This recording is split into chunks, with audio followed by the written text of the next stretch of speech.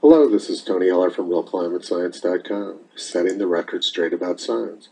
In this video, I'm going to compare Sweden's approach of herd immunity versus the New Zealand approach of no immunity. Sweden never closed down their borders, their public schools, their restaurants, or their bars.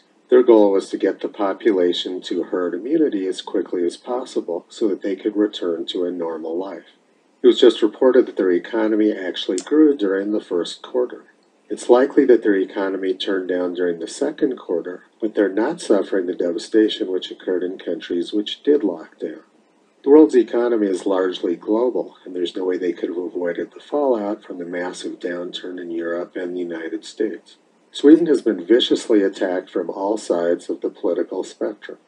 A few weeks ago, a well-known climate skeptic wrote this: "Most obviously, herd immunity for a highly infectious disease like this requires that well over 90% of the population become immune.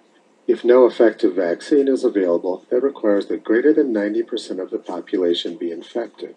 Since this is a disease which has, under the best of conditions, a 2.5% fatality rate, that means greater than 90% of 2.5% of 10 million dead Swedes. If we do the math, that comes out to a forecast of more than 200,000 dead Swedes." So let's look at what's actually happened in Sweden. COVID deaths in Sweden peaked in mid-April, and since then they've declined sharply. In a few weeks, they'll probably be down close to 0 deaths. The total projected deaths now is in the range of 5,000. The estimate of 220,000 deaths was off by 98%. On May 31st, it was reported that Sweden had no new deaths for the first time in 11 weeks. Normally, Sweden sees about 90,000 deaths per year. Their total mortality for the year 2020, including the 5,000 COVID-19 deaths, will likely be in the normal range. Many of the people who died would likely have died this year anyway, as they are very old and sick. A number of countries, including Sweden, the United Kingdom, the United States, Italy, Belgium, and France, let the virus get into nursing homes. All of those countries ended up on approximately the same trajectory, despite the fact that they took very different political approaches. Now let's compare that to New Zealand, where they've had very few deaths and where they say they've completely eradicated the virus from their country. New Zealand is in the southern hemisphere, and the pandemic hit during their summer. Coronaviruses are killed by ultraviolet light, so their behavior is largely controlled by the sun. Countries like New Zealand and Australia have had very low death counts, largely because of their geographic location. But New Zealand's approach has been the exact opposite of Sweden. New Zealand closed their borders and they opted to violate human rights. New Zealand granted unlimited entry powers by the police if the police suspected violations of their draconian lockdown rules.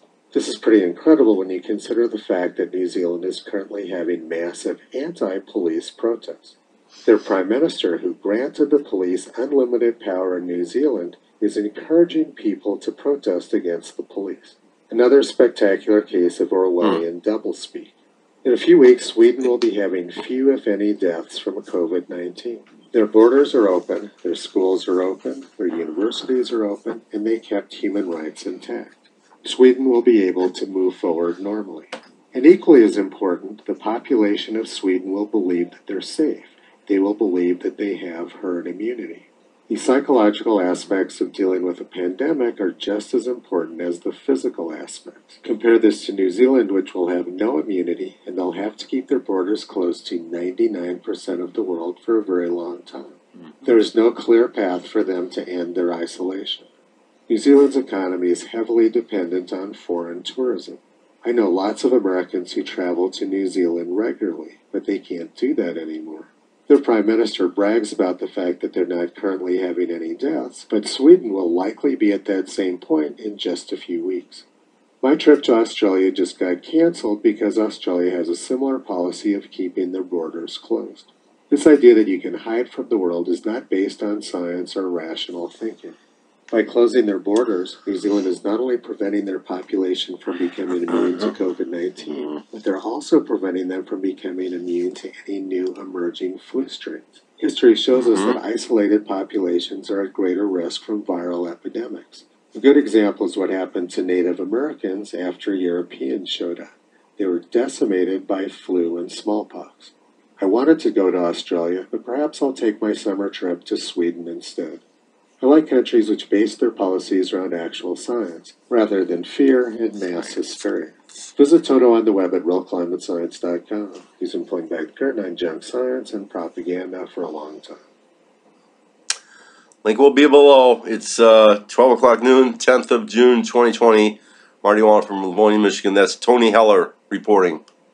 Guy's brilliant. Thanks a lot. Bye-bye.